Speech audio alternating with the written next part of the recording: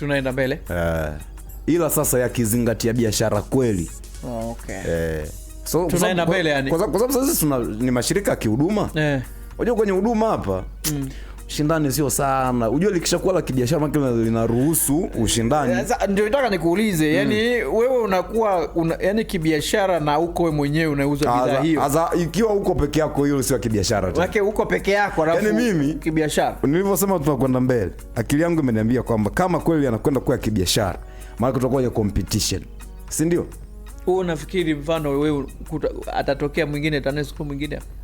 Watu wapo. Kwani hatujaanza, tumeanza leo? Sikiza. TANESCO anavolegalega hivi watu wapo, lakini wanahofia tutapewa hiyo nafasi. Ndio maana nikasema kama kweli tuna dhamira ya kuwa kibiashara, turuhusu watu waweke mzigo. Unajua ni kweli kwa kibiashara, lakini kibiashara serikali. Kuna neno likiitwa tu, kuna issue ikiitwa tu ya serikali. Ndio shida inapokuja hapo. Uzito wa mambo. Ndio shida inapokuja hapo. Turuhusu Njibala na kampuni yake ya umeme aweke pale, auze umeme. Kila siku tumeongea sana hilo neno, lakini kimya. Kwa sababu tunatamani, kwa sababu mkituambia sisi huduma, mimi nakataa kwa sababu hata kama mnavyoitwa nyinyi ni huduma lakini sisi kwetu mnapia kama ni biashara, maana tunalipia kila kitu. Na ni kweli. Sasa hiyo inakuwa huduma kwenye eneo gani? Ndio ubaya sasa wa monopolization. Yani kukisha tu kuwa na hiyo monopolization, mtu yani anafanya anavyojisikia yeye. Nyie mtalalamika lakini huna pa kwenda na wao ndio wenye huduma hiyo tu. Hamna pengine. Yani wewe bisha fanya chochote sarakasi zako, lakini tutaenda pale. Mimi watu wa maji wa maji tu ndio naweza kuwasaidia waendelee kuwa huduma, isiwe biashara. Isiwe biashara kwa sababu yani hata kama ina ubiashara ndani yake, lakini kinachotanguliwa ni huduma. Mimi naona kabisa kinachotanguliwa kwenye mashirika ya maji ni huduma kwanza. Lakini kwa nishati jamani hapana. Au hata kama mlisema ni huduma lakini ni biashara. Sawa, ndo watuletee sasa makampuni mengine sasa tuchague. Ndo ana wasiwasi sasa. Ndio mnaona shida iko hapo. Hatujaanza leo. Wewe unamkumbuka Richmond? Ndio. Ilikuwa ni upinzani wa kuja. Sikumbushe hiyo kitu bwana. Sikumbushe hiyo kitu kabisa. Kuna shida nyingi sana. Kwa mfano kuna baadhi ya watu pale Njombe walitishwa mpaka kuwekwa ndani na kupigwa marufuku kisa tu wamegundua chanzo cha umeme, wanaka umeme kao. Si mnakumbuka wale wazee? Ndio. Kwa mara kwanza mzee Magufuli aliwaita Ikulu. Sasa nyinyi watu wa TANESCO ni waajabu. Kwa hiyo imekuwaje yani?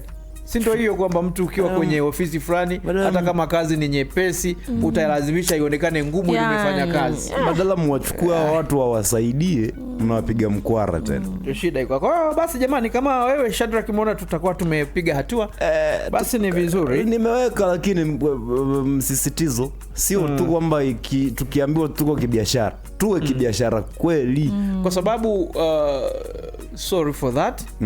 I'm going to talk. Wasema sorry for that. Toku yako iwe ya nani? Ni hivi. Yani talk. Mimi navyoelewa tubadilishe pia labda ndio kutoka kwenye sera zetu na nini, kwa sababu mimi sijawahi fikiri kwamba serikali inafanya biashara. Kwenye eneo lolote lile serikali haiwezi kufanya biashara. Ambacho jukumu la serikali ni kujenga, kutengeneza mazingira ya kufanyika kwa biashara. Kwa hiyo ndio maana nakubaliana sana na swala la sekta binafsi kwamba hata ukiangalia ndio zilizoajiri wa Tanzania wengi. Ndio. Lakini kwa nini pengine zinafanya vizuri ama zinafanya vibaya? Maana yake ni kuakisiwa kwa serikali. Kama serikali itatengeneza mazingira uwezeshi mazuri, basi ndio unaona sekta binafsi zinafanya vizuri. Kama zinafanya vibaya, basi serikali haija play part yake. Sasa serikali itakuwa ajabu sana na inaenda kucompete kwenye masuala ya biashara. Haijawahi kufanikiwa. Hoja yako shirika letu la TTC unalisema hadharani. Shirika letu labda shirika la ndege tugeuze liwe la huduma, lakini kibiashara na lenyewe tatizo.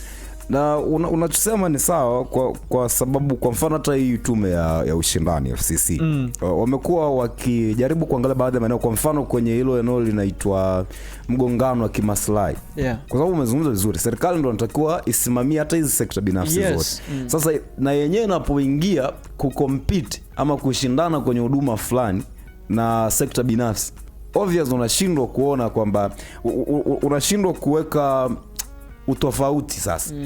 Huyu msimamizi naye anafanya hicho, yani refa naye anacheza anaunganisha pros, naye anataka point, umeona kwa pana kuna ugumu. Lakini tunarudi sasa kwa ndugu yetu David Kafulila kwenye Triple P, yani kwamba hayuko katika kushindana, inakuwa katika kujengana, sekta ya umma na sekta binafsi. Kama ikiwa inasimamiwa vizuri ile public private partnership, ina maslahi kwa taifa. Lakini shida sasa ni kwamba kunakuwa na wasiwasi, je ni kweli? Na hoja yangu ilikuwa kwa mfano kwenye issue ya TANESCO, ili tufanikiwe liwe shirika la kibiashara, manake liwe huru. Manake TANESCO kuwa taasisi huru na ikafanya biashara inawezekana. Kwa uhuru gani unaomaanisha? Yani kwamba kwenye mashirika yetu haya tunayo mashirika ambayo ni mashirika pase ya serikali. Ndio. Alafu tuna mashirika ambayo serikali ina hisa ndogo. Ndio. Kwa TANESCO ikae kwenye kundi la mashirika ambayo serikali ina hisa ndogo. Biashara itafanyika. Isiwe direct intervention. Sawa. Hapo yuko vizuri. Nimemaliza. Kama wanapokea ushauri, basi nafikiri itakuwa imefika kwenye mikono salama.